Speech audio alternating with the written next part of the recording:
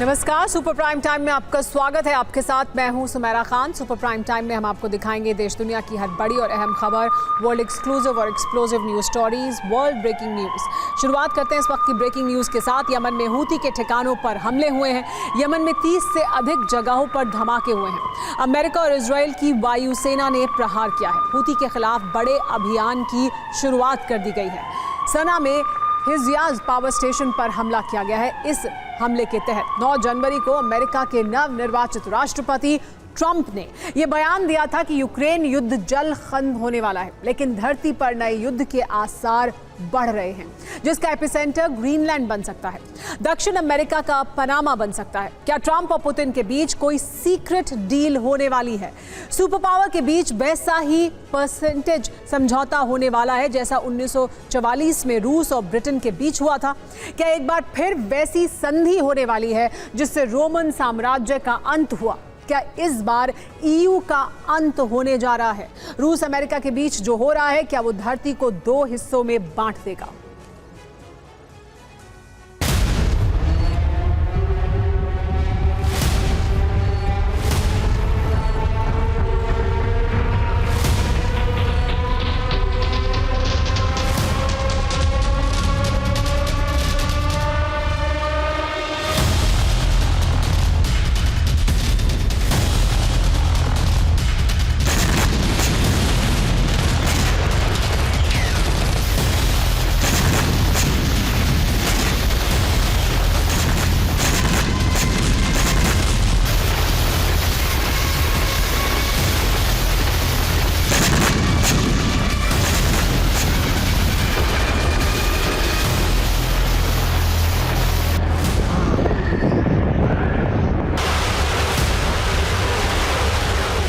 एक तरफ रूस यूक्रेन के युद्ध विराम का दावा और दूसरी तरफ पनामा, कनाडा और ग्रीनलैंड पर कब्जा करके ग्लोबल जंग के आसार भड़काना। आखिर ट्रंप के दिमाग में चल क्या रहा है?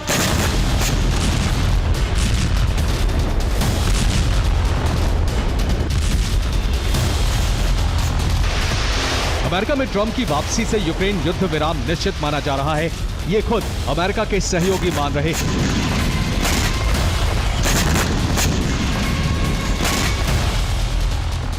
लेकिन ट्रंप की दोहरी नीति से अमेरिका के सहयोगी देशों के मन में आशंकाएं हैं।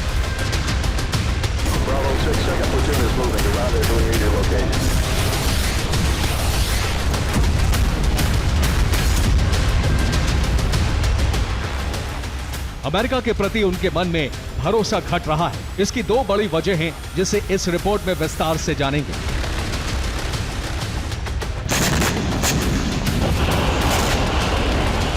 पहली वजह है यूक्रेन रूस युद्ध विराम के लिए ट्रंप यूक्रेन पर दबाव बना सकते हैं। इसकी बड़ी कीमत यूक्रेन को चुकानी पड़ सकती है। युद्ध विराम रूस के हित में और यूरोप के विरुद्ध जा सकता है। दूसरी वजह है ट्रंप ने अमेरिका के सहयोगी देशों पर दबाव बनाना शुरू कर दिया है। नेटो के संस्थापक सदस्य डेनमार्क पर ग्रीनलैंड छोड़ने का दबाव है। नेटो के संस्थापक सदस्य कनाडा की राष्ट्रीय पहचान पर खतरा है। अमेरिका के सहयोगी देश ये नहीं समझ पा रहे हैं कि ट्रंप अपने खेमे के पक्ष में है या फिर रूसी राष्ट्रपति व्लादिमीर पुतिन के पक्ष में।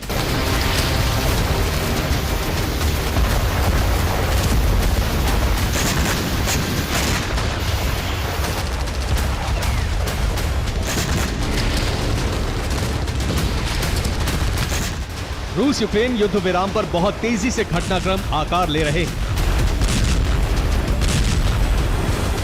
9 जनवरी को नवनिर्वाचित राष्ट्रपति डोनाल्ड ट्रंप ने कहा है, पुतिन मिलना चाहते हैं, हम इसकी तैयारी कर रहे हैं, युद्ध जल्द खत्म होना चाहिए, इसमें भीषण रक्तपात हो रहा है। 9 जनवरी को जब ट्रंप ने यह बयान दिया, उससे कुछ ही घंटे पहले अमेरिका के वर्तमान रक्षा मंत्री लॉयड ऑस्टिन ने जर्मनी के रेस्टेन में यूक्रेन डिफेंस कॉन्टैक्ट ग्रुप यानी उन देशों की बैठक बुलाई जो यूक्रेन को समर्थन जारी रखना चाहते हैं। इस बैठक के बाद ब्रिटेन के विदेश मंत्री डेविड लेमी ने बड़ा बयान दिया। लेमी ने कहा है कि ट्रंप की वापसी के कुछ ही हफ्तों बाद यूक्रेन रूस का शांति समझौता हो सकता है। ये समझौता ईस्टर तक यानी अप्रैल के अंत तक हो सकता है। आशंका है कि यूक्रेन को इस समझौते में बड़ी कीमत चुकानी होगी।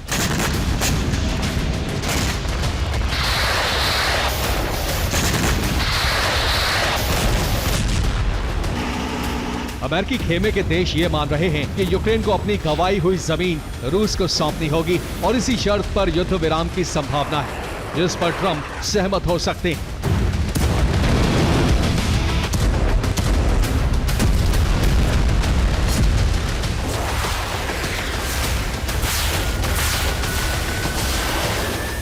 पुतिन सेना रहित यूक्रेन को रूस की राष्ट्रीय सुरक्षा के लिए जरूरी मानते हैं, जबकि ट्रंप अपनी राष्ट्रीय सुरक्षा के लिए ग्रीनलैंड को जरूरी मानते हैं।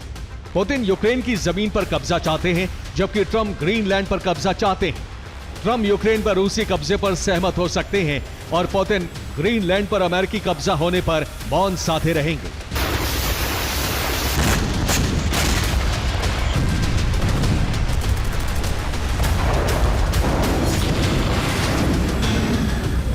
ट्रंप पुतिन की बैठक बहुत जल्द होने वाली है और इस बैठक में 1944 के नॉटी डॉक्यूमेंट जैसा एक समझौता हो सकता है, जिसके आसार ग्रीनलैंड की जमीन पर नजर आने लगे हैं।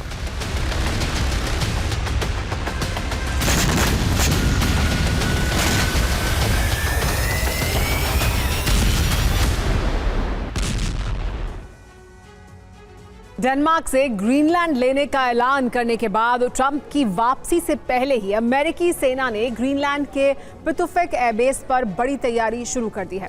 इस एयरबेस पर F-35 फाइटर जेट को लैंड कराने के लिए रनवे बड़ा किया जा रहा है और जरूरी इंफ्रास्ट्रक्चर विकसित किया जा रहा है। इसके साथ ही नेटो के इस एयरबेस पर न्यूक्लियर वेपन स्टोरेज तैयार किए जा रहे हैं। रिपोर्ट है कि यहाँ $5 बिलियन का रडार सिस्टम लगाया जा रहा है।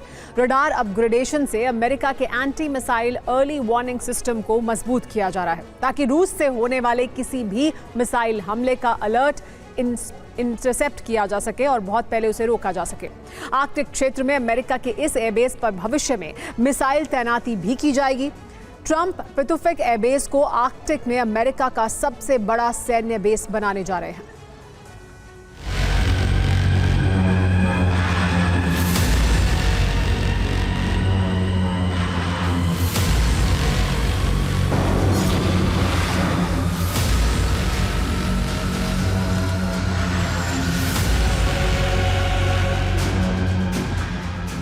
नवंबर 2023 को अमेरिका के नेशनल डिफेंस ऑथराइजेशन ने चिंता जताई थी कि आर्कटिक क्षेत्र में अमेरिका का प्रभाव घटता जा रहा है और आने वाले समय में यूरोप से जुड़े हितों के लिए यह खतरनाक होगा।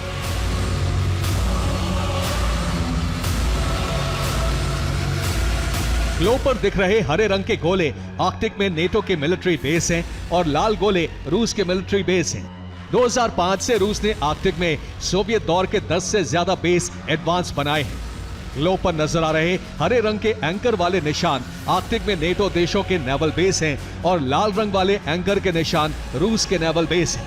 इसी तरह हरे रंग में हवाई जहाज के निशान नेटो के एयर बेस हैं और लाल रंग के रूस के एयर बेस हैं।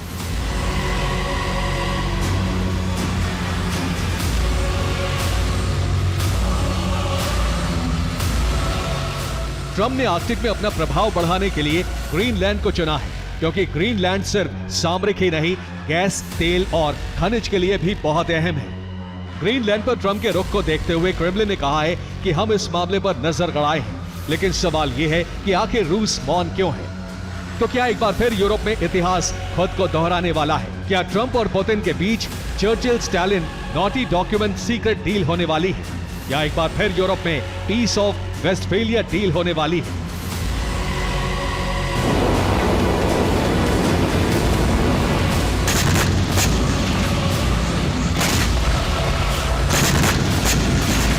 यूरोपीय देशों के बीच पीस ऑफ वेस्टफेलिया संधि हुई थी।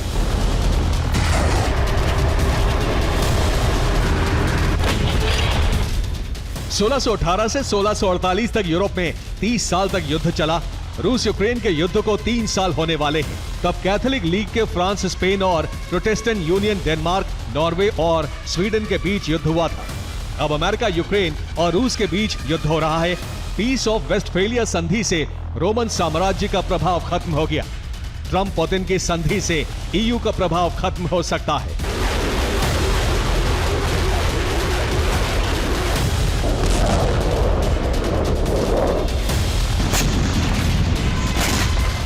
ट्रंप का रुख नेटो और ईयू के खिलाफ है, क्योंकि सिक्योरिटी के नाम पर अकेले अमेरिका नेटो के 90% खर्च उठाता है और ये दोनों संगठन रूसी हितों के खिलाफ भी हैं। तो आने वाले दिनों में ट्रंप पुतिन परसेंटेज एग्रीमेंट जैसी डील साइन कर सकते हैं।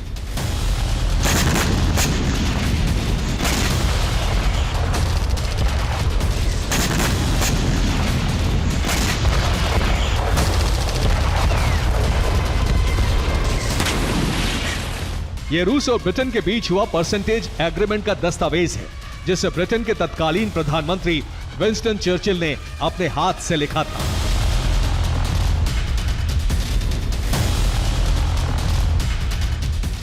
नौ अक्टूबर 1944 को चर्चिल और जोसेफ स्टालिन मॉस्को कॉन्फ्रेंस में मिले।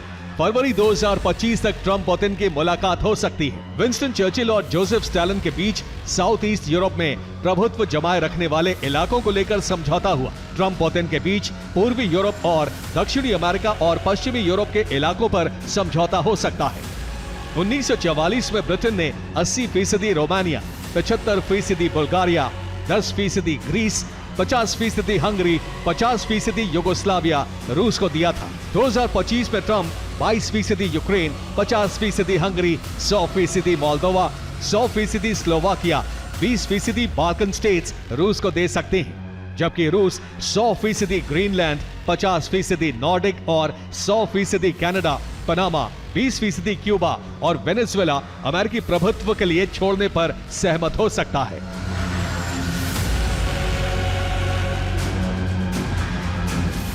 1944 के परसेंटेज समझौते को नॉटी डॉक्यूमेंट कहा गया था। तब अमेरिका को इसकी भनक नहीं होने दी गई थी। अब फिर रूस के साथ ये समझौता हो सकता है, लेकिन इस बार समझौता करने वाले ट्रंप होंगे और यूरोप को इसकी भनक लगने लगी है। Bureau report, TV9 Bharatvarsh.